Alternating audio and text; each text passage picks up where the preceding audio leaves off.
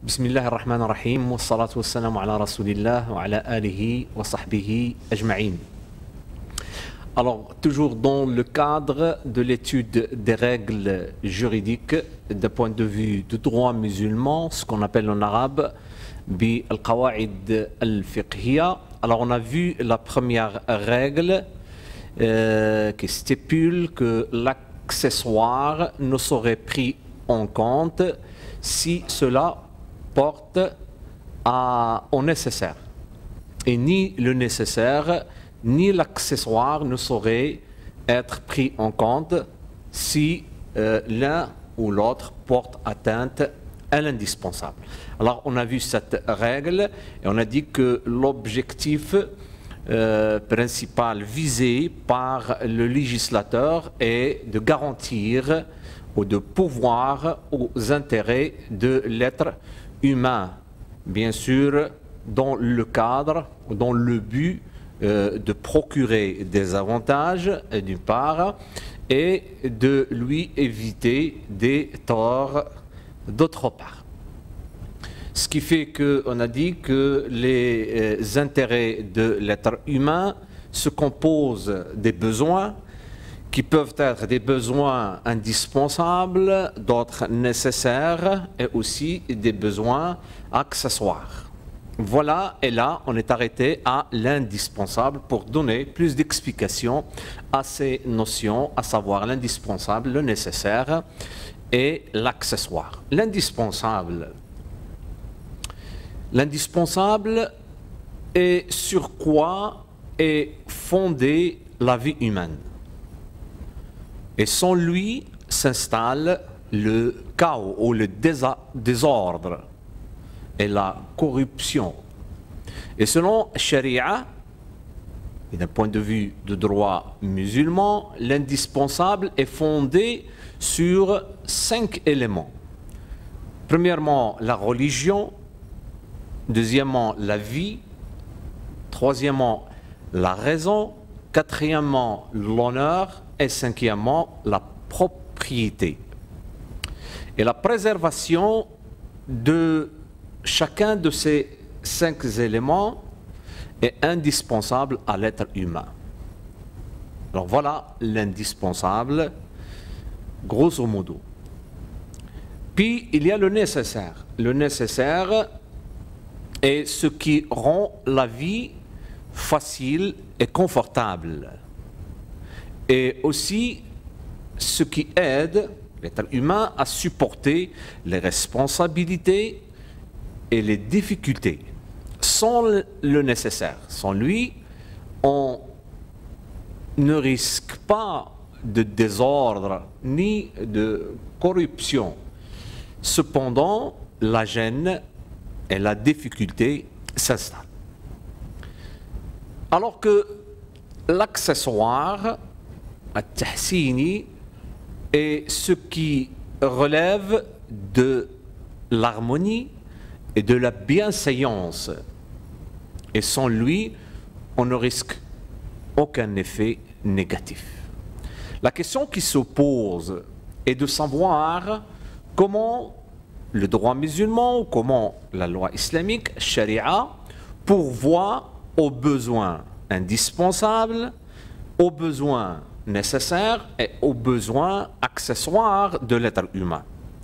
Concernant les besoins indispensables, il est essentiel de souligner, de noter que les prescriptions de la loi islamique visent à assurer et à préserver les 5 éléments qui composent l'indispensable. La religion, en premier lieu, qui se compose de croyances, de pratiques cultuelles et des lois qui régissent la relation de l'être humain avec Dieu, sa relation avec des êtres humains entre eux, ou les relations des êtres humains entre eux. Et pour assurer l'existence de l'islam, Dieu a prescrit la foi, bien sûr, la croyance, elle a prescrit les 5 piliers de l'islam, Dieu aussi a prescrit aussi l'obligation d'appeler à la foi et la préservation de cette même foi par ce qu'on appelle le jihad. Comme par exemple le cas de la sédition, el fitna. Et à cet égard, Dieu dit dans la traduction du verset coranique, Surat al-Baqarah, la Surat 2, verset 193, et combattez-les jusqu'à ce qu'il y ait plus d'association et que la religion soit entièrement à Allah seul. Deuxièmement, la vie en tant qu'élément de l'indispensable, elle est protégée certainement par le mariage pour assurer la progéniture des générations et qui assure bien sûr la reproduction et la continuité de l'espèce humaine. L'être humain doit aussi veiller à protéger et à préserver sa vie par la nourriture, le vêtement, l'habitation, etc. Et toute atteinte à la vie fait l'objet des peines ou des sanctions. Par exemple, le fait de tuer impunément cause une atteinte à la vie, d'où la prescription du talion, al-qasas, tel que prescrit dans la Sourate al-Baqarah 2, verset 179. C'est dans le talion que vous aurez la préservation de la vie. Troisième élément de l'indispensable, c'est la raison. Et là, la raison est préservée grâce à l'interdiction, par exemple, des boissons alcoolisées, l'interdiction des stupéfiants, et ainsi de suite. Et puis, il y a l'honneur en tant qu'élément, quatrième élément de l'indispensable. Alors, tout ce qui porte atteinte à l'honneur, comme par exemple la fornication, la calomnie, et bien sûr, il fait l'objet des sanctions. Et enfin, la propriété, elle est garantie par des prescriptions qui permettent l'acquisition des biens et celles aussi des prescriptions qui visent à préserver la propriété, à préserver l'acquisition des biens par exemple, d'où l'interdiction du vol, de la fraude, de l'escroquerie, de l'usure, etc. Pour conclure, la raison d'être des prescriptions montre que l'objectif du législateur est de préserver la religion, la vie, la propriété et tout ce qui est indispensable à l'être humain. Maintenant, comment Sharia pourvoit aux besoins nécessaires maintenant, le haji, de l'être humain. Alors, la Sharia comprend des prescriptions qui permettent d'épargner la gêne à l'être humain et aussi d'alléger toutes les difficultés afin de lui faciliter le quotidien, lui faciliter la vie. Donc, Sharia comprend des prescriptions relatives aux besoins nécessaires. Nous citons par exemple dans le domaine de culte, il existe des dispenses accordées pour faciliter les obligations rituelles dans le cas où leur accomplissement s'avère difficile. Par exemple, les malades et les voyageurs, ainsi que les femmes enceintes et celles qui allaitent peuvent rompre le jeûne pendant le mois de Ramadan. Par exemple aussi, dans le domaine des relations sociales, l'islam autorise le divorce afin qu'un mariage puisse être dissous en cas de besoin. Alors, plusieurs textes coraniques permettent l'assouplissement de la loi afin d'éviter la difficulté. tels que par exemple la sourate 5, Al-Ma'ida, table servie, verset 6, et puis aussi vous pouvez revenir à ces versets coraniques. La sourate 22, le pèlerinage, verset 78, et aussi la sourate 2, Al-Baqarah, verset 185, dont l'objet de ces versets coraniques en tant qu'exemple, c'est de préciser que Dieu ne veut pas de difficultés pour les êtres humains. Allah veut la facilité. Il ne veut pas la difficulté pour vous.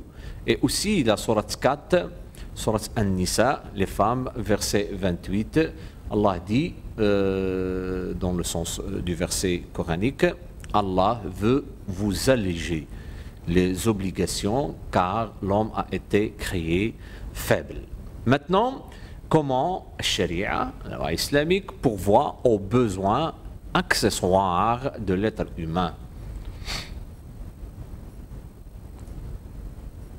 La Sharia comprend des prescriptions dont le but est d'embellir la vie. Il existe des prescriptions dans la Sharia qui visent le fait d'embellir la vie, d'habituer les gens aux bonnes mœurs, à la bienséance, et aussi de diriger les gens vers de meilleures pratiques. Par exemple, dans le domaine de culte, l'islam prescrit la propreté du corps, des vêtements et la propreté aussi des lieux. L'islam prescrit aussi de couvrir son intimité et d'éviter, par exemple, la sueur, l'urine, ainsi de suite.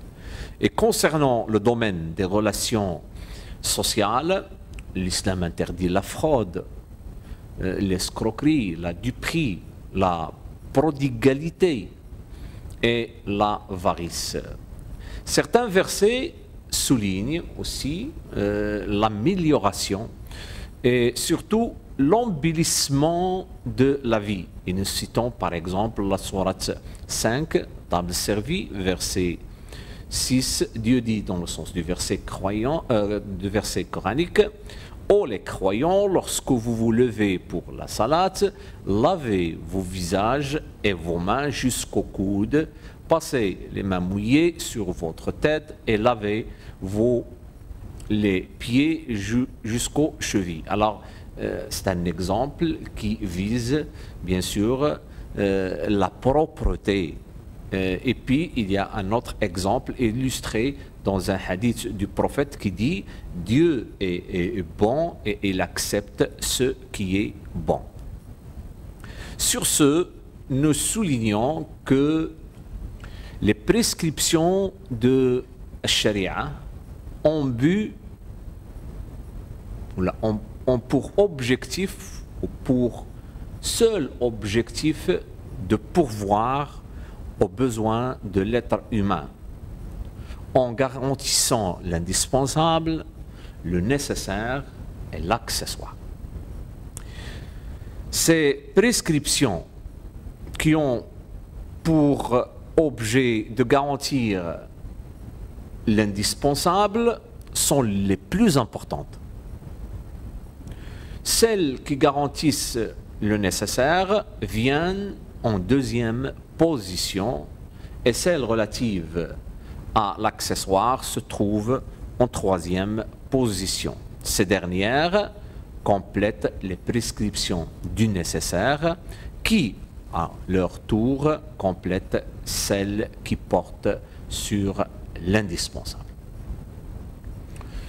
À travers ces explications, on n'observe pas une prescription concernant l'accessoire, si cela, bien sûr, conduit à négliger une prescription relative à l'indispensable.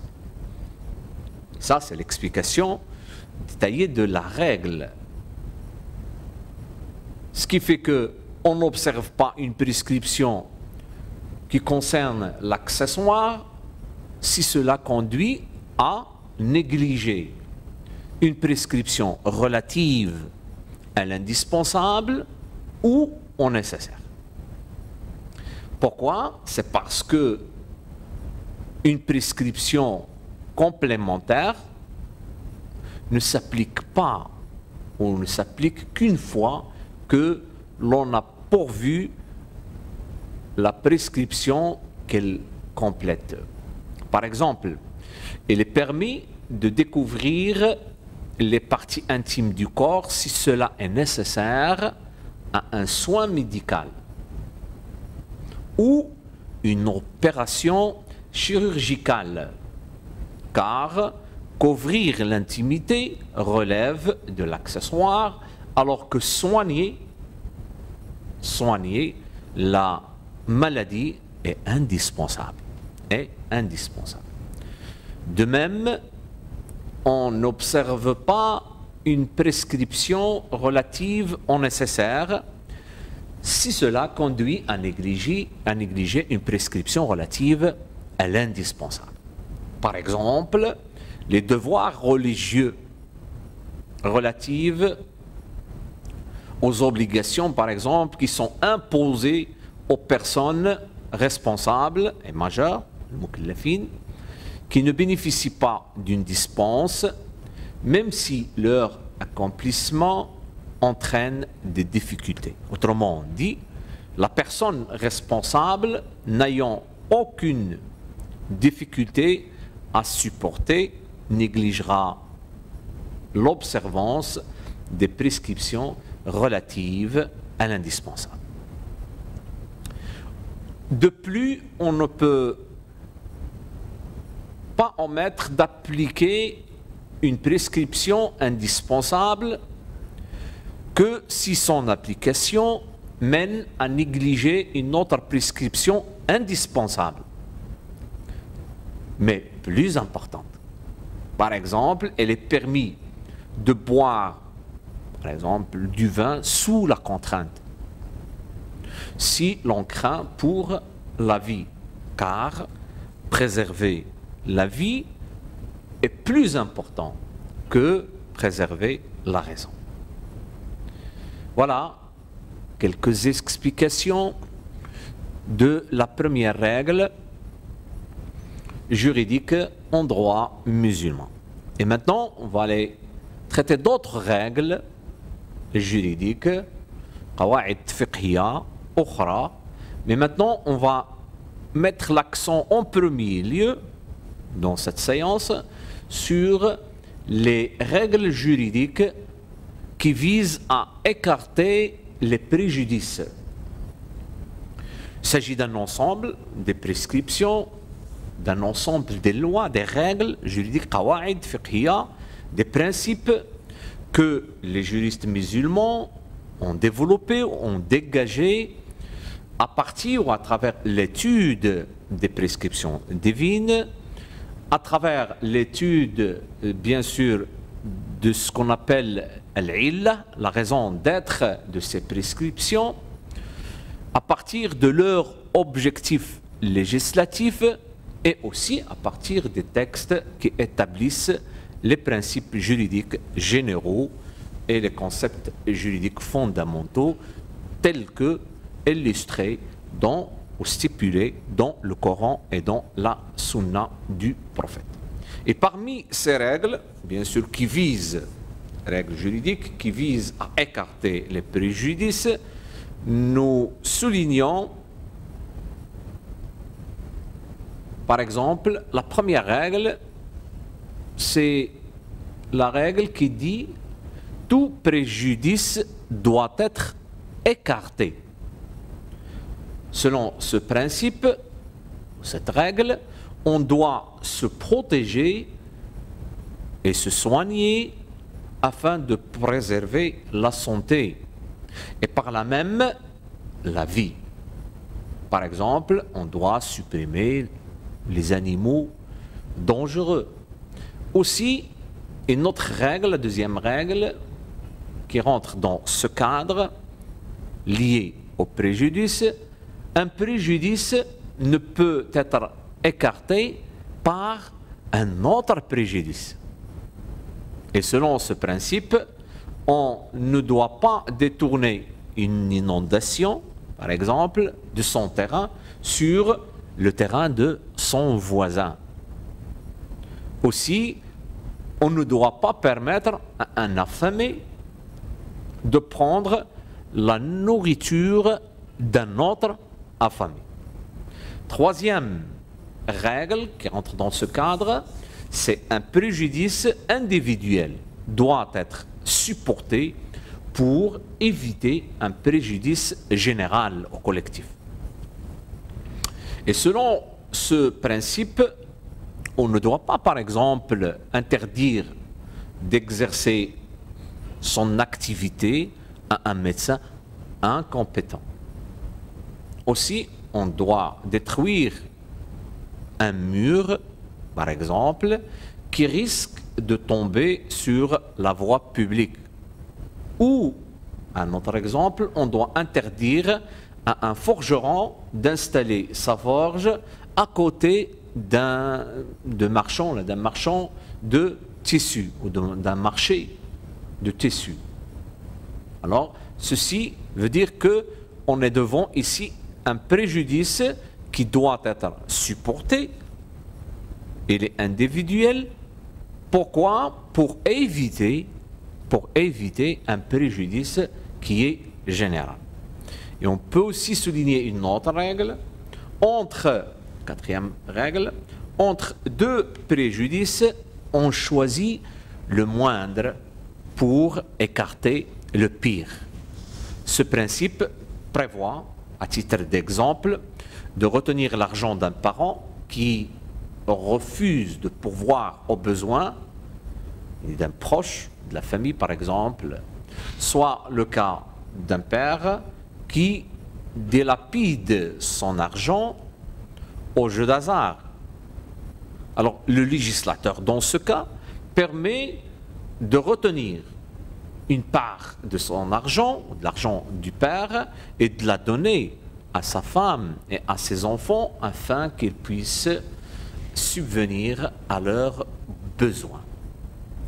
Aussi, une autre règle qui vise à écarter, bien sûr, le préjudice, c'est que écarter les préjudices est plus important que rechercher les avantages.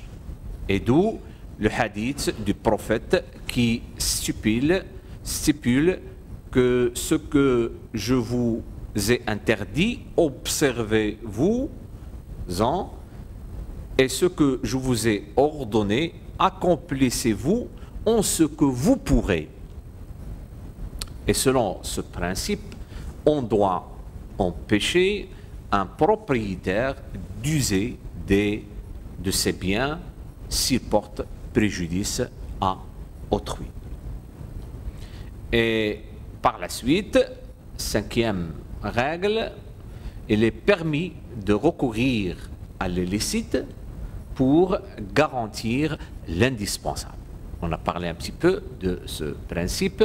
Et selon ce principe, par exemple, en cas de famine, il n'y a pas de péché à consommer si l'on est dans un cas de contrainte, c'est-à-dire si l'on est contraint. Halat ad-darura. On ne doit pas consommer de charoni, par exemple, du sang ou toute autre nourriture illicite. Alors, il n'y a pas de péché de consommer. Okay? Ceux-ci, ils sont interdits de les consommer, mais à cause de la contrainte, on peut les consommer. Ce qui fait qu'il est permis de recourir à l'illicite pour garantir l'indispensable. Et à ce propos, Dieu dit dans le sens du verset coranique, la sourate 6 Al-Imran, Al-An'am, les bestieux, le verset 119, Dieu dit: qu'avez-vous à ne pas manger de ce sur quoi le nom d'Allah a été prononcé, alors qu'il vous a détaillé ce qu'il vous a interdit, à moins que vous ne soyez contraints d'y recourir. Alors ici, dans le cas de la contrainte, ici on peut recourir à l'illicite. C'est ton Seigneur, c'est la fin du verset, beaucoup de gens épargnent sans avoir par leur passion. C'est ton Seigneur qui connaît le mieux des transgresseurs. Voilà. Et la 7e règle qui rentre dans ce cadre, c'est que les besoins indispensables doivent être estimés à leur juste valeur. Et selon ce principe, les dispenses sont levées lorsque leur justification disparaît. Par exemple, il est interdit de ne pas faire le jeûne du Ramadan aux voyageurs, aux malades, aux voyageurs par exemple, afin d'arriver à destination en bonne santé. Ce qui fait que toute permission accordée pour un motif précis est annulée si ce motif disparaît. Voilà quelques explications concernant les règles juridiques, quelques règles juridiques qui visent à écarter le préjudice. Et là, la séance prochaine, on va continuer dans cette explication en traitant d'autres règles, mais des règles qui visent à alléger les difficultés. Merci beaucoup pour votre attention et à la prochaine.